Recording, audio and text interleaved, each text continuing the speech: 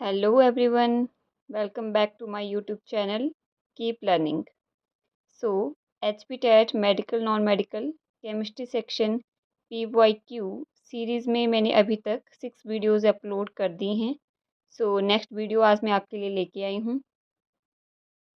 So previous video में मैंने आपसे एक क्वेश्चन पूछा था. What happens when copper is added to iron sulphate solution. और इसमें ऑप्शंस थी iron is displaced, sulphate is displaced, no reaction takes place, none of these. तो आपसे क्वेश्चन पूछा था कि अगर कॉपर को आयरन सल्फेट सॉल्यूशन में ऐड करेंगे तो क्या होगा. So right answer is no reaction takes place. कोई भी रिएक्शन नहीं होगी. और मैंने आपसे रीज़न भी पूछा था कि क्यों नहीं होगी, या जो भी आंसर होगा क्यों. सो यहाँ पे कोई भी रिएक्शन क्यों नहीं होगी, क्योंकि कॉपर जो है लेस रिएक्टिव है आयरन से. हमने एक्टिविटी सीरीज़ देखी है तो उसमें हमें पता है कि कॉपर जो है वो आयरन से कम रिएक्टिव है. सो कॉपर जो है आयरन सल्फेट सॉल्यूशन में से आयरन को डिस्प्लेस नहीं कर सकता. इसीलिए कॉपर और आयरन सल्फेट के बीच में रिएक्शन नहीं होगी. सो हमारा नेक्स्ट क्वेश्चन जो है वो है arrange the following in the order of decreasing chemical activity of magnesium, potassium, iron, gold. आपके पास 4 यहाँ पे मेटल्स दी हैं, मैग्नीशियम, पोटाशियम, आयरन, गोल्ड. और आपको यहाँ पे कहा गया है कि इनको डिक्रीजिंग केमिकल एक्टिविटी के हिसाब से अरेंज कीजिए. ये क्वेश्चन आपका HPTET नवंबर 2022 में आया हुआ है. सो देख लो, अभी एक और क्वेश्चन आपके पास ये एक्टिविटी सीरीज से है. तो यहाँ पे अगर आप देखेंगे पोटाशियम सबसे ज़्यादा रिएक्टिव है. Out of magnesium, potassium, iron and gold, potassium is highly reactive. And उससे थोड़ा कम रिएक्टिव है मैग्नीशियम. एंड उससे कम iron. And least reactive is gold. So decreasing order में अगर हम केमिकल एक्टिविटी देखें, सो आपके पास option third means option C is the right option. Potassium सबसे ज़्यादा रिएक्टिव, मैग्नीशियम उससे थोड़ा कम, आयरन उससे कम एंड गोल्ड सबसे कम रिएक्टिव होगा. ठीक है. अब यहाँ पे जो भी एलिमेंट्स हैं जिनकी केमिकल रिएक्टिविटी ज़्यादा है, इट मीन्स वो इजीली इलेक्ट्रॉन्स को लूज़ कर सकते हैं.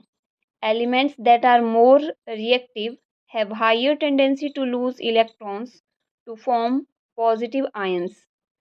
Out of magnesium and potassium, potassium की ज़्यादा टेंडेंसी है कि वो इजीली इलेक्ट्रॉन्स को क्या कर सकता है, लूज़ कर सकता है और पॉजिटिव आयन बना सकता है. And out of magnesium and iron, magnesium ज़्यादा इजीली इलेक्ट्रॉन्स को लूज़ करेगा और पॉजिटिव आयंस बनाएगा.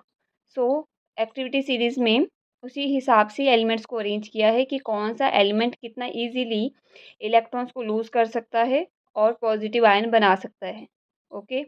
सो potassium will be highly reactive and least reactive is gold. Option C is correct answer. Next question is which of the following element is present in chlorophyll. Chlorophyll में कौन सा element present होता है, ये आपका question TET नवंबर 2019 में आया हुआ है. Options are iron, cobalt, magnesium, calcium. ये क्वेश्चन आई होप सबको पता होगा कि क्लोरोफिल में कौन सा एलिमेंट प्रेजेंट होता है. और ये क्वेश्चन ना बार बार आता है. एक तो क्लोरोफिल और दूसरा हीमोग्लोबिन. हीमोग्लोबिन में कौन सा एलिमेंट है एंड क्लोरोफिल में कौन सा एलिमेंट है. So out of iron, cobalt, magnesium and calcium, chlorophyll में जो एलिमेंट प्रेजेंट होता है वो है magnesium. So right answer is magnesium. अब क्लोरोफिल का स्ट्रक्चर देख लेते हैं एक बार. ये क्लोरोफिल का स्ट्रक्चर है और इसमें आप देखेंगे कि सेंट्रल एटम जो है वो है आपके पास मैग्नीशियम.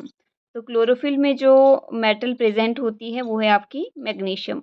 नॉन मेटल यहाँ पे आपके पास नाइट्रोजन है, कार्बन है, हाइड्रोजन है, ऑक्सीजन है. ठीक है. नॉन मेटल्स तो बहुत सारी हैं बट मेटल जो है वो क्लोरोफिल में मैग्नीशियम मेटल प्रेजेंट होती है. आई होप आप इस आंसर को अब लर्न करके रखेंगे. So our next question is which of the following will undergo corrosion most easily. Gold, silver, zinc, copper.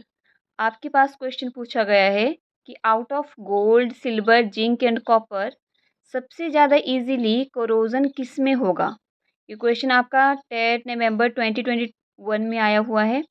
सो यहाँ पे भी ये भी रिएक्टिविटी सीरीज से ही आपको पता लग जाएगा कि गोल्ड जो है वो लीस्ट रिएक्टिव है। सबसे कम रिएक्टिव आपका गोल्ड है, उससे थोड़ा सा ज़्यादा रिएक्टिव सिल्वर, उससे थोड़ा ज़्यादा रिएक्टिव है कॉपर, एंड सबसे ज़्यादा highly reactive out of these elements zinc. Zinc यहाँ पे सबसे ज़्यादा रिएक्टिव है। इट मीन्स कि जिंक में सबसे ज़्यादा इजीली कोरोजन होगा। So right answer is option C, zinc. तो जिंक, कॉपर और सिल्वर और साथ में गोल्ड, गोल्ड जो है ना, गोल्ड में कोरोजन होता नहीं है, बहुत रेयर चांस कि मिक्स्ड अगर उसमें कुछ इम्प्योरिटीज़ हैं वो अलग बात है, बट गोल्ड में कोरोजन नहीं होता है। एंड सिल्वर, सिल्वर पे जब आपका कोरोजन होगा सो उसके ऊपर ब्लैक कोटिंग आ जाती है, black coating after corrosion.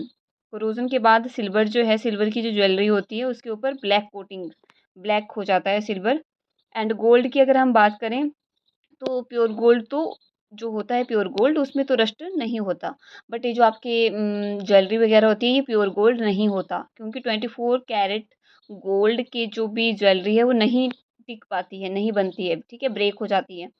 And अगर कॉपर की बात करें तो कॉपर में कोरोजन के बाद ग्रीन कलर की कोटिंग होती है, कॉपर में कोरोजन के बाद ग्रीन कलर की कोटिंग हो जाती है।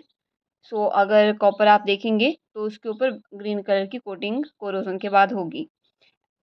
होप ये क्वेश्चन समझ आ गए होंगे। नेक्स्ट क्वेश्चन आज जो मैं आपके लिए लेके आई हूँ वो है, which of the following element is present in haemoglobin. Haemoglobin में magnesium, copper, cobalt and iron में से कौन सा एलिमेंट प्रेजेंट होता है। ये क्वेश्चन आपका नवंबर टेट 2023 में आया हुआ है। सो इसका आंसर आप कमेंट सेक्शन में प्लीज़ राइट करना। ओके, अगर वीडियो समझ आ गई हो, अच्छे से क्वेश्चन समझ आए हों, so please like, share and subscribe my channel. Thank you.